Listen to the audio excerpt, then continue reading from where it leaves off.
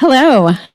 Good evening. My name is Joyce Zakubin, and I serve as the Chief of Strategy and Programs in Arkansas for the Clinton Foundation. On behalf of the staff and volunteers of the Clinton Presidential Center, welcome to tonight's program, Spell Freedom, with our very special guest, author Elaine Weiss. Presented by the Clinton Foundation and the Clinton Presidential Library and Museum, the program will explore Elaine's new book, Spell Freedom, The Underground Schools That Built the Civil Rights Movement. Elaine is an accomplished journalist and author. She's a popular public speaker and a frequent media commentator, and served as the historical advisor for the Broadway musical and Tony Award-winning Suffs, which explored the American women's suffrage movement. Some of you may have attended our recent Suffs program with co-producer Secretary Hillary Rodham Clinton, writer and star Shania Twaib, and actress Lala Brock. Our moderator is KRK 4 News Team reporter and anchor Gary Burton Jr. Gary is a proud Little Rock native who graduated from Maumelle High School and Arkansas Tech, home of the Wonder Boys. After the program, Elaine will sign copies of her book after the program. If you need a copy, the books are available at the Clinton Museum store right behind this wall. And just a reminder, this is a great time to go ahead and silence your phones, and let's get started. Elaine and Gary, over to you. Thank you all for having me. Elaine, thank you for visiting Little Rock. This is your first time to Little Rock. It is, and it's very exciting. Got you. Favorite part so far? Pardon? Favorite part so far of Little Rock, the city? Right. The weather, well, okay. There we I want to thank everyone for braving the weather, really. Thank you guys for coming out. Let's get into your book. Okay. Spell Freedom, it hits on citizenship schools. And these schools, they helped Black people reclaim their rights to vote. Why was it so important for you to hit on this piece of history when it comes to the civil rights movement, one that not too many people know about? Right. Well, as Joy mentioned, my previous book, which was called The Woman's Hour, was about American women's 7-decade fight to win the right to vote.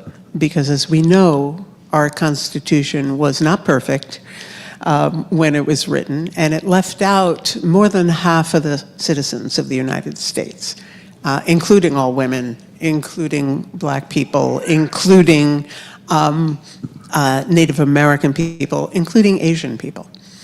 And so one of the things I have set out in my writing career to explore is that gap between what we profess as our democratic nation and our ideals, which are very laudatory and should guide us, and the reality of how we have expressed that democracy. And part of that, the highest calling, the highest privilege and responsibility is the ability to vote.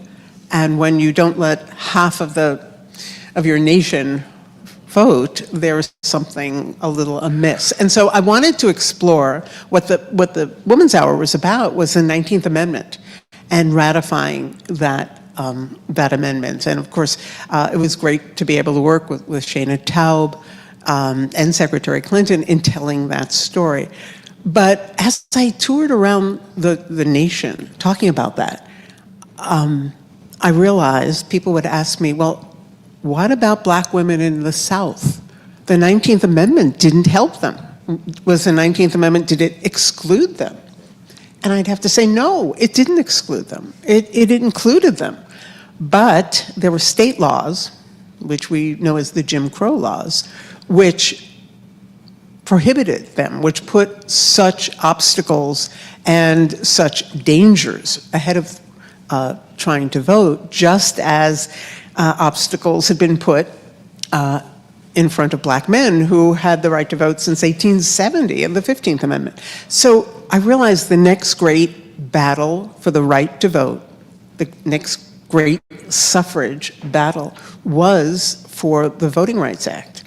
And I wanted to see how that happened, what was going on in the South during that time, and came across this incredible story of the citizenship schools, which, again, people don't really know about, but what I learned was that it became the backbone for the civil rights movement because it garnered the energy and enthusiasm and the skills of grassroots people all over the South. So it became a very compelling story for me to tell, partly because nobody knew about it. I certainly didn't. But people, even who are scholars, you'll see it mentioned in history books, but it's not pursued very far. So let's dive in a little deeper into that. What exactly were citizenship schools, and why deeper? Were they just this important? Right. So they're not what we call brick and mortar schools. They're not brick buildings. They're community classes. They would be taught in the back of a grocery store. That's where the first one is started, in the back of a rural grocery store on a sea island off the coast of Charleston. That's the first one. It's behind the grocery shelves in a room with no windows. And that was done purposefully because it was still dangerous to let it be known that this program was training Black citizens. And these are for adults, they're not for children. Black citizens to be able to read and write in order to pass the literacy tests. That was one of the big obstacles, was a literacy test. And every southern state had them.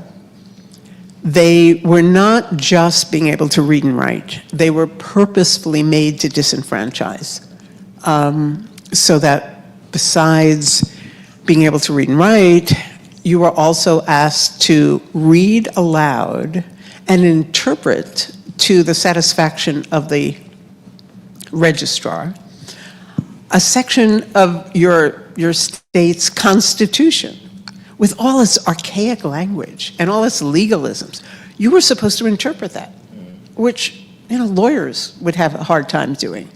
And of course, it didn't matter if you could do it or not, you would be denied.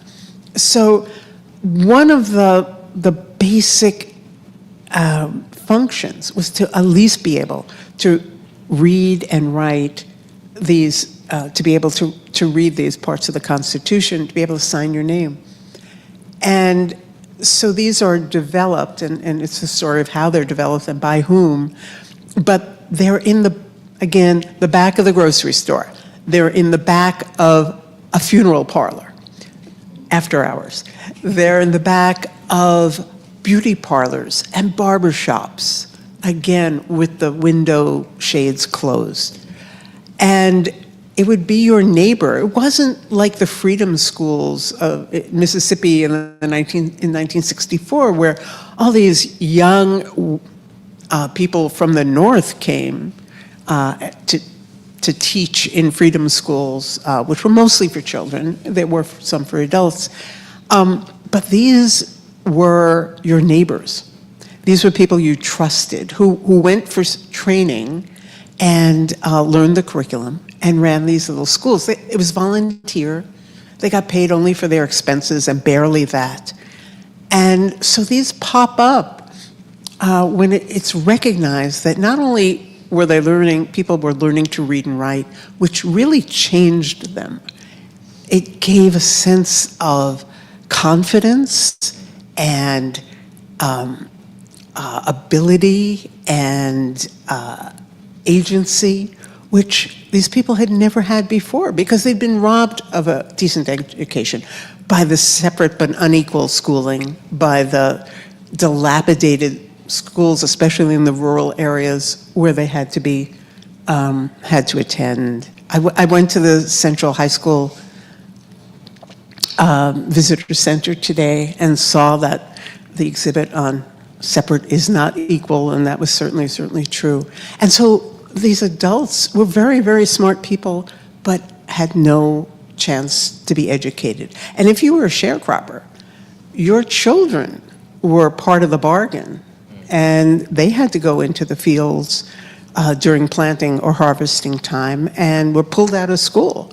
So you're really robbed of an education, and this was to remedy that with the purpose of voting, but also to give people a sense of being adults, being responsible citizens. It was to train them become first-class citizens. So it also taught Black history, which was not taught in the curriculum of the southern states.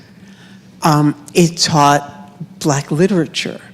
It taught your constitutional rights, because we have people like Fannie Lou Hamer, becomes a very famous activist in Mississippi, and she's a grown woman and mother, and she goes to a civil rights, and she becomes a citizenship school teacher, and she said, no one ever told me that Black people were allowed to vote. She did not know. And so this is telling people, you have these constitutional rights. You have the right to be a first-class citizen. You have the right to vote. And it changed them. And it also taught them how to organize locally. And that's how it begins to build. So when Dr. King comes to your town, you're ready. You mentioned Dr. King. You mentioned Fannie Lou Hamer. We spoke earlier about Mr. John Lewis. Mm-hmm. But the main characters in your book aren't those famous civil rights icons. Right. Why did you want to tell the story of those lesser known icons, even though we don't look at them that way? Yeah, that's a great question, Gary. I think I like telling stories that aren't known. I don't want to tell another story about more famous people, though those people certainly show up in the book, and they're important, and they interact with the people that I'm writing about. But I want to show that change and progress is really made by ordinary citizens. It's made by people in communities all over the nation, here is all over the South, who stand up and say no, or say yes, and manage with courage to lead. And again, these are not famous people. I concentrate on 4 citizens who develop this idea of the citizenship schools and become really important in the whole civil rights movement and work with Dr. King and John Lewis. One of them is a school teacher named Septima Clark. Has anyone heard of Septima Clark? She's probably the most famous of these unfamous people. She's an extraordinary woman. She is 56 years old when the book opens, which is in 1954 when the Brown decision comes down from the Supreme Court. She's been a teacher for 40 years, and she's also been an NAACP activist for that time. And what we'll see happen is she uses her skills as an educator when she is fired from her job, and begins to develop the curriculum and begins training the teachers who will propagate these citizenship schools. And by 1965, when the Voting Rights Act is finally passed and enacted, more than 900 of these little community classes have been established all around the South, here in Arkansas too. The second is a small businessman with a 4th grade education who lives on a remote sea island off the coast of South Carolina. And he believes that his community will always be poor and neglected unless they can vote. And he's going to train them, get them to vote. And he's this extraordinary organizer and organizes not only these citizenship schools, he starts it in the back of his bus. One of his entrepreneurial gigs is he runs a jitney service across the bridge from the Sea Island to Charleston, and he brings it. He wants to teach his neighbors to be able to vote. He says, we're not going to have any power until we can vote, and the white establishment has to listen to us. And he has his wife type up the Constitution of South Carolina, and he passes it out on the bus. And from the steering wheel in Gullah, he teaches, he talks about democracy and how important democracy is. And he talks about voting and how important voting is. And he says, you're all going to vote. You are all going to vote. I don't care who you vote for, but you are going to vote. And he prepares them to take the literacy test. And some of them can memorize enough to pass the test. But one woman comes to him and says, I can't really read. I memorized, I passed the literacy test, but I want to really know how to read too. I want to be able to read a newspaper and read the Bible and do all these things that would make me a fuller person. And so this man, Esau Jenkins, comes up with this idea of, with Septima Clark, of making these citizenship schools, which will allow people who have been robbed of an education to be able to participate as citizens. The third is a beautician who had her own beauty salon in Charleston. She's never taught a class in her life, and she's asked to be the first volunteer teacher, and she does that, and then she becomes the trainer for other teachers, and becomes very, very active, works closely with John Lewis, again, in organizing around the South. And the third is a white man, born and bred in the hills of Tennessee, who calls himself a radical hillbilly. And he runs I would call it's called the Highlander Folk School. Highlander Education Center, still around, 93 years old, still in Tennessee. But when it's established in 1932, it's a very radical place, considered radical, because it believes in the rights of working people, and then it believes in integration and in asserting the rights of black citizens. And so this man, Miles Horton, becomes it had always been involved in the movement, but now his place in Tennessee becomes like a switchboard. It becomes a nexus for people to come and talk about strategy. John Lewis comes there as a 19-year-old seminarian when he's studying in Nashville, and Rosa Parks comes there in 1955. And she's been an activist all her life, but she's discouraged, and she gets strength. And 3 months later, she refuses to give up her seat. So again, the people who I write about, who are not part of the standard histories, what you see is that they are influencing, they are mentoring, they are inspiring the people you have heard about, the people who become the more famous leaders. These are people more in the background, but were so pivotal, and in some ways even braver, because they're in their communities. And so I write about the teachers in the citizenship schools too, and the thousands and thousands of students who come through, and then organize citizen groups and voting leagues, and begin desegregation petitions. Parents of children, like the Little Rock Nine, who suffer greatly, but have this enormous courage. And so I think writing about ordinary people doing these things is even more important right now, because it's not leaders, not the famous leaders who are going to lead us to a better nation. It's going to be ordinary citizens. We've hit on the why. Yeah. We've hit on the why you've told this story. We've hit on the people in which the story that you tell. let's hit on the process of telling the story. You start the book on a day in May in 1954, which is the day where the Supreme Court made its decision in the Brown versus the Board of Education case. I know in my line of work, when it comes to reporting, we go out, we gather information, we come back, it's time to decide how we want to tell the story, to relay it to the people. What led to your decision to starting on that specific day in May? Yeah, that's, I'll tell you, I didn't at first.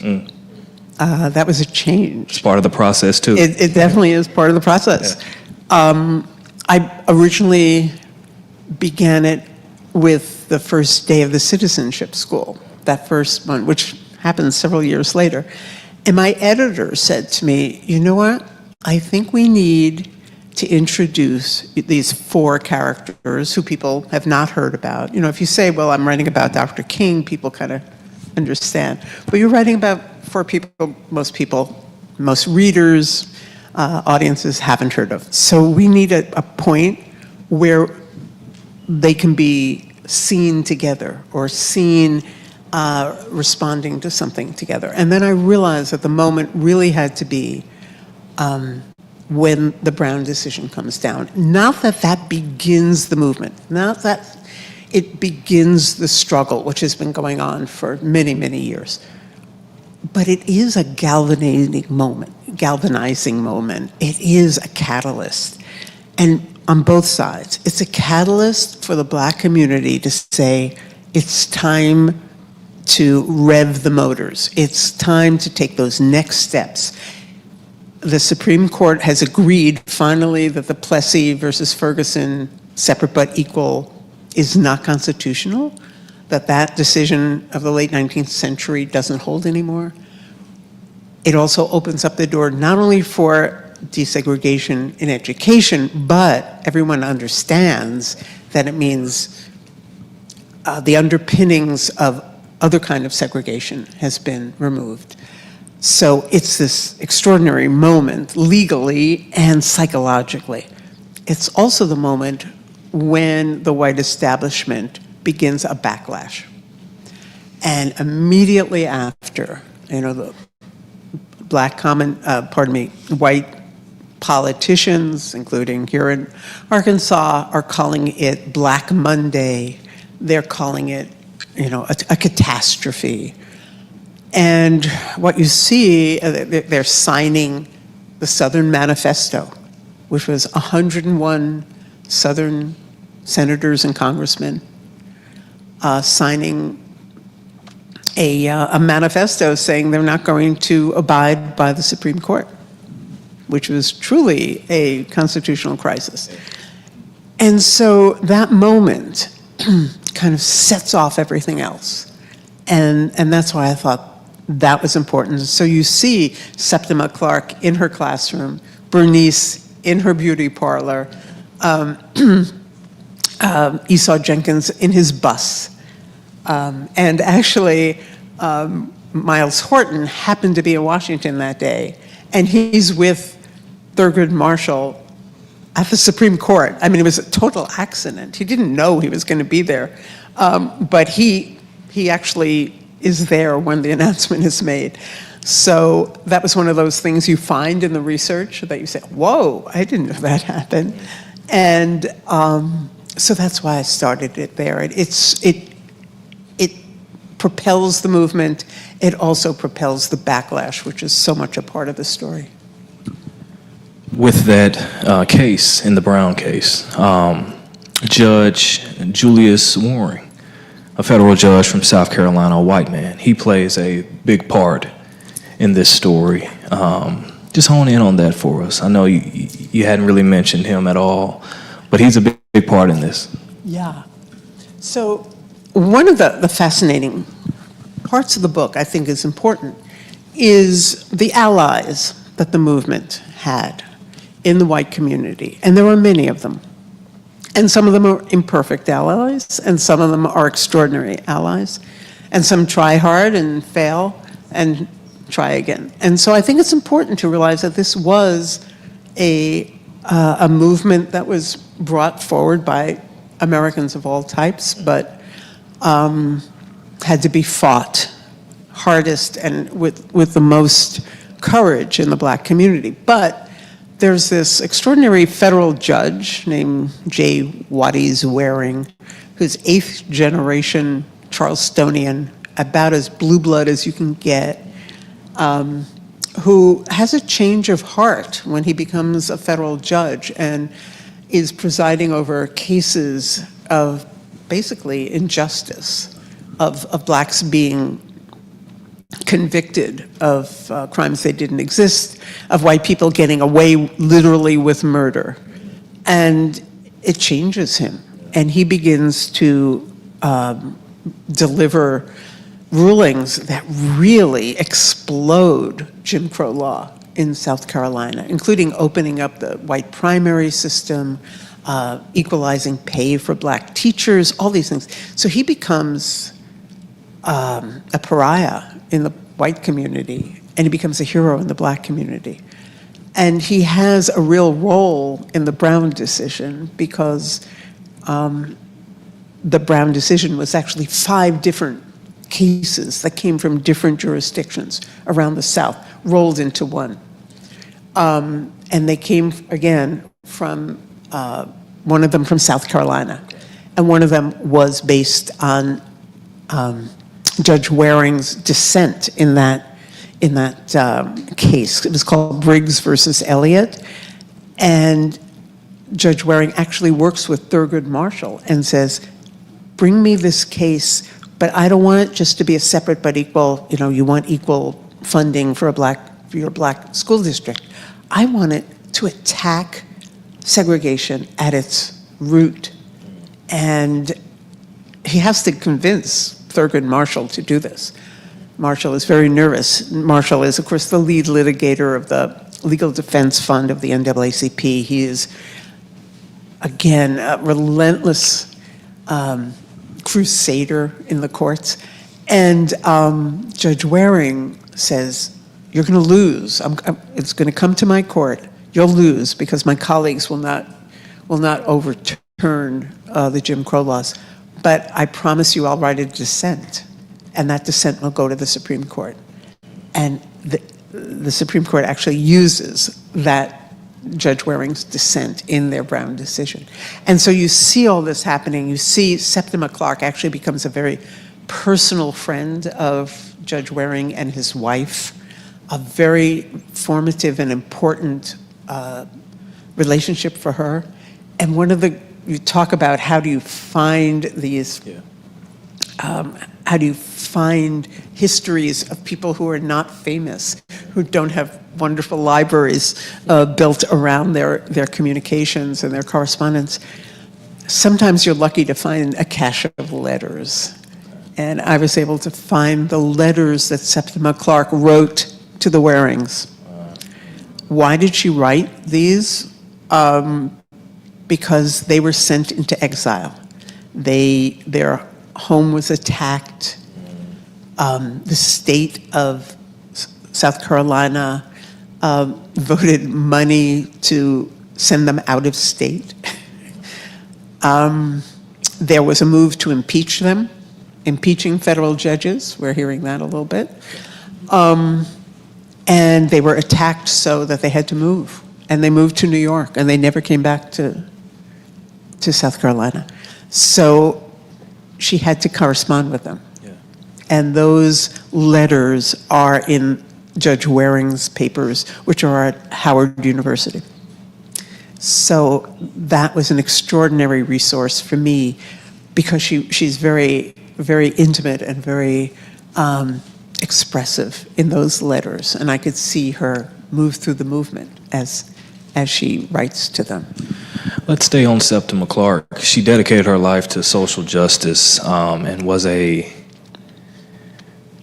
big-time right-hand lady when it came to Martin Luther King. Mm-hmm. That connection to her to be in that role, was that unusual during the Civil Rights Movement for a lady to hold that position?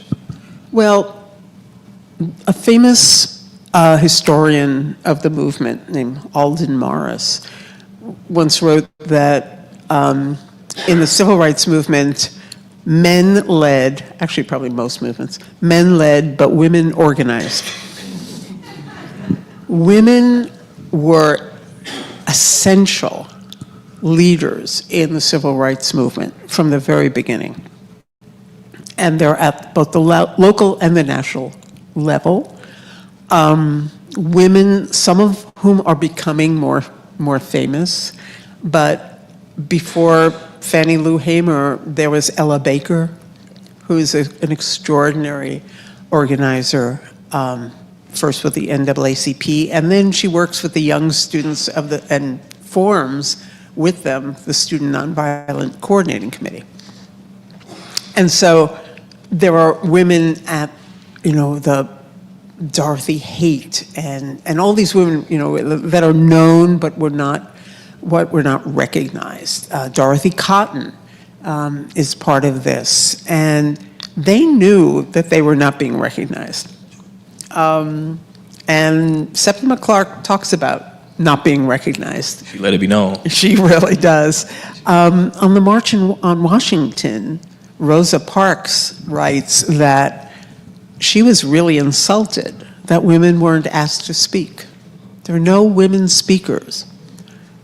And at the time, the women were really, they hold their own meeting and gripe about this because it was so insulting to them.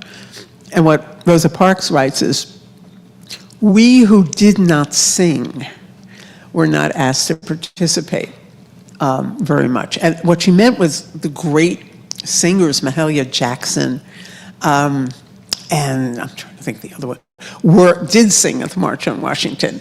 And so they were magnificent, but women were not allowed to give a speech.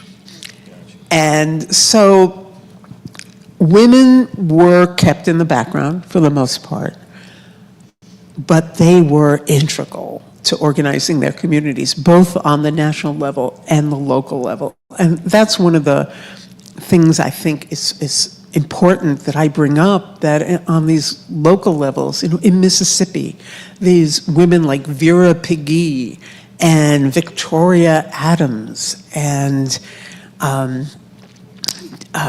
Daisy Bates. Here, it wasn't just the Little Rock Nine. She and her husband were leaders of the NAACP here. So it's the local leaders who really galvanize their communities and make the movement work.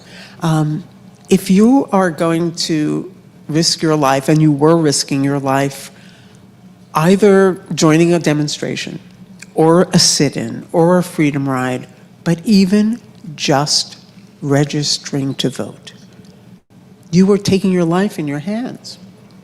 And not only your life, but your economic security. If you tried to register to vote, if you were a citizenship school student who graduated and could now read and write, and you went to your county courthouse, and this is what happened to Fannie Lou Hamer, by the time you returned home, of course you were denied, but by the time you returned home, the registrar had called your landlord, and you would be evicted, had called your boss, and you were fired from your job. This happened all around the South. Hundreds of thousands of people. The bank would pull your loan for your car or your truck. If you had a business, suppliers would no longer supply your business. Your cotton couldn't be milled at the white-owned mill. Your lumber couldn't be milled. It was called the squeeze, and it was imposed by the white citizens' councils in all of here, Little Rock, everywhere. And so the risk you took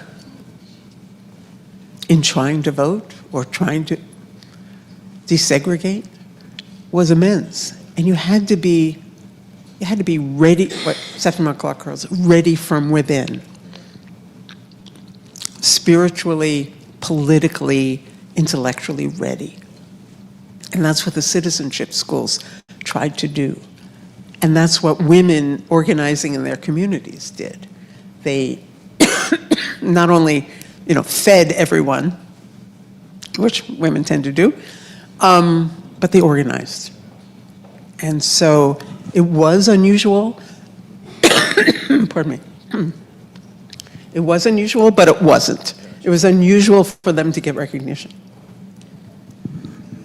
With the punishment and repercussions of just registering to vote, with that research and diving into that, did that ever come as a surprise to you, just to know the extent of what was to come for these people by just trying to vote? Yeah. Yes, it was. Carrie, it really was. It was, I hadn't realized the extent. We've read about the violence, which is unspeakable, but it is, we know about the Pettus Bridge. We know about the Freedom Riders being beaten. We know those stories. We know about Birmingham and the dogs and Bull Connor. But we don't know about this pervasive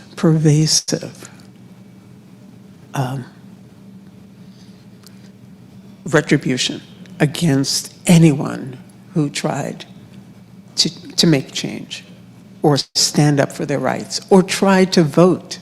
This is the most fundamental act of democracy. And so I was really shaken by how pervasive and how systematic it was. It wasn't random. It was every southern state had a commission. Arkansas had a sovereignty commission, as did Mississippi. Every state had it. They had different names. Georgia had an education committee. And these were state-funded organizations, agencies of the government, often led by the governor, and they were given police powers, investigatory subpoena powers in some cases. They were very well funded. They had their own propaganda arms, publications. There was something called there were radio programs, and they were meant to disrupt civil rights activity. And they worked with the state legislature. Here in Arkansas, they worked with the state legislature to promulgate laws that would make it harder. They outlawed the NAACP. That happened in a lot of states. And it also, part of the law was that if you were a municipal employee, state employee or city employee, no public servant could belong to the NAACP and keep their job. You would be fired. Septima Clark was fired after 40 years of teaching because she refused to renounce her membership in the NAACP. She was fired after 40 years, and she lost her pension. And never, only in the last years of her life did she recover part of it.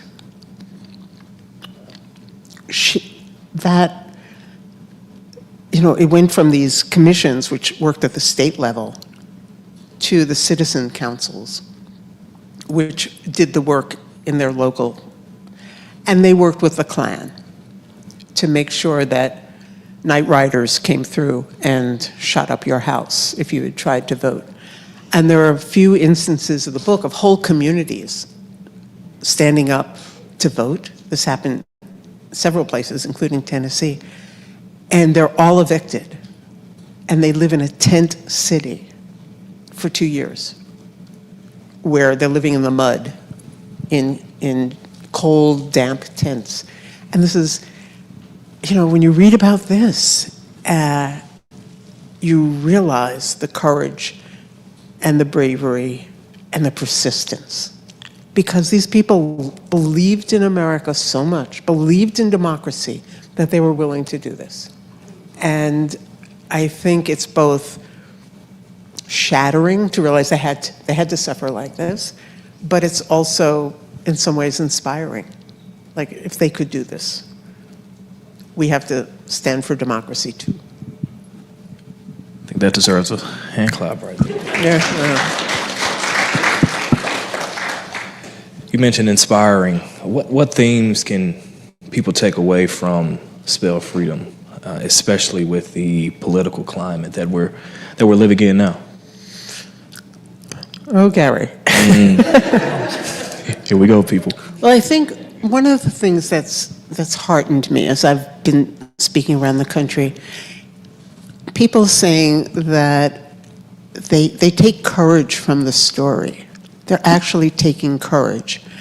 Partly knowing, readers have written notes to me or have come up to me after a talk, and they said if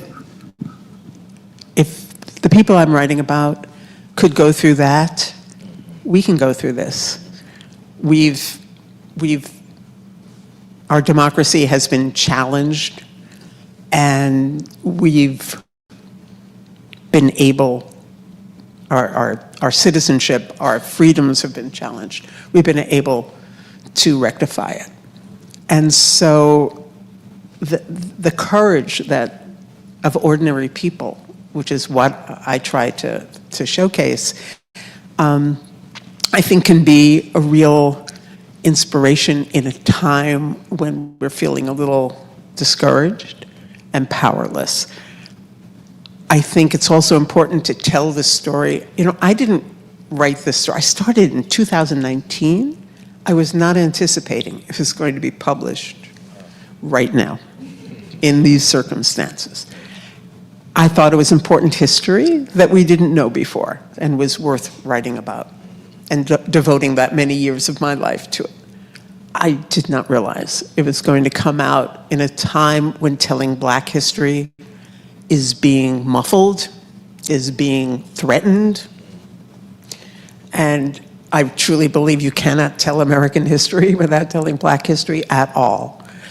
And the idea of standing up for civil rights is being challenged and put under strain and put under threat. And so it's even more important to tell this story, I think. And voting rights are being eroded in in a lot of states. And I think that needs to be told, that we're going backwards. We thought we had overcome some of this, and we are going backwards. Do you want to go backwards? And also that you learn from history. You learn from mistakes. We were not created perfectly. Our Constitution wasn't perfect. It has taken amendments to make it better. And it's taken struggles, and whether that's the suffrage struggle for women, the suffrage struggle for Black citizenship, it's taken struggle, it's taken sacrifice. Just as we study wars, which I think is overdone, we should study citizen progress. And this is an example of citizen progress. And I hope people will read this, recognize the courage it took, recognize the effort it took, how long it took, how difficult it was, but also realize it can be done. Change can be done by brave citizens working in community, working together. And that story has to be told. And it's the most patriotic story I know.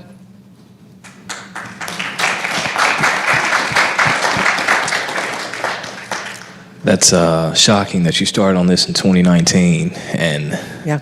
now is the time. Yeah. Right. Let's end on a note of hope and positivity. Mm-hmm.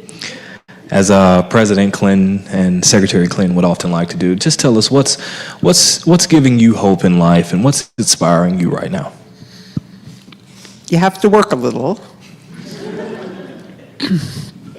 But I think there's a recognition that tearing us apart is not what most Americans want.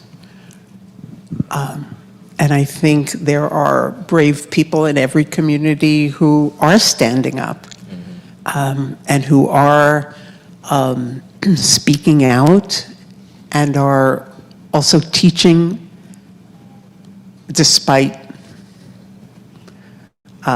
being prohibited or discouraged from teaching our history.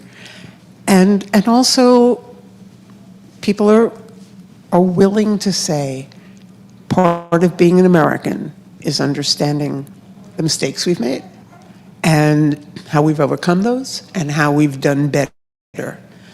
And I think we will see the fruits of that, I hope, coming to bear.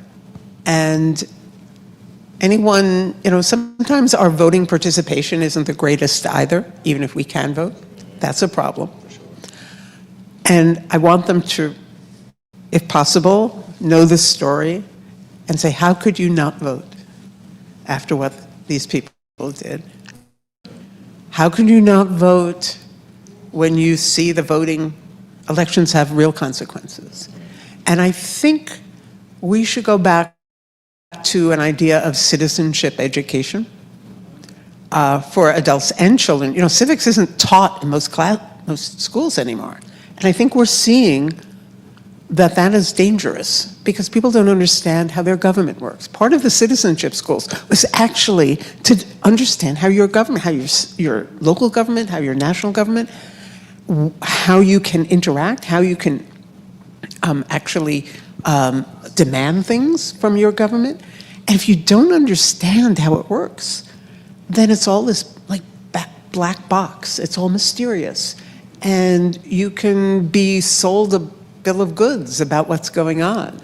And I think that bringing back this sense of educating our students and educating ourselves on how democracy works, how does a democratic government work, will be helpful.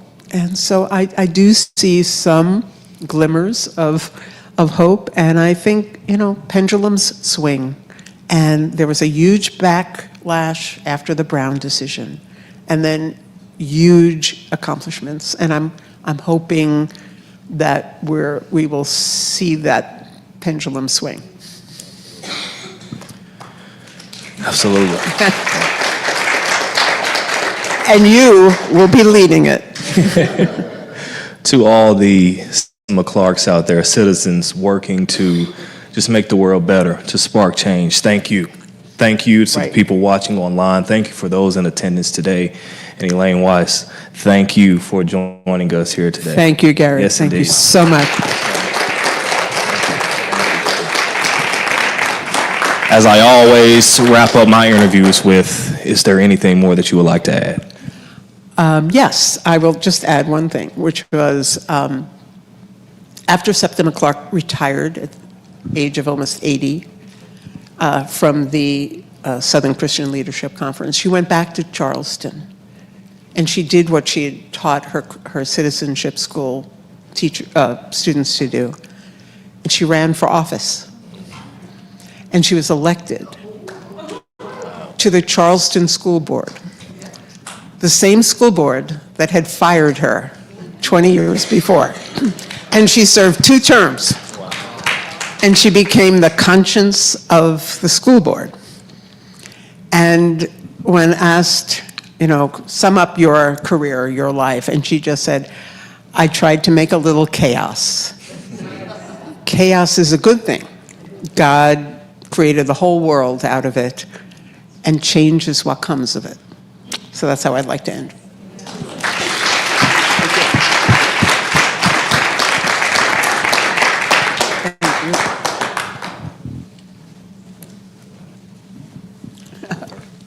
Thank you guys for attending tonight. Thank you. Appreciate it. Thank you so much. I'll be signing over there. Love to meet you.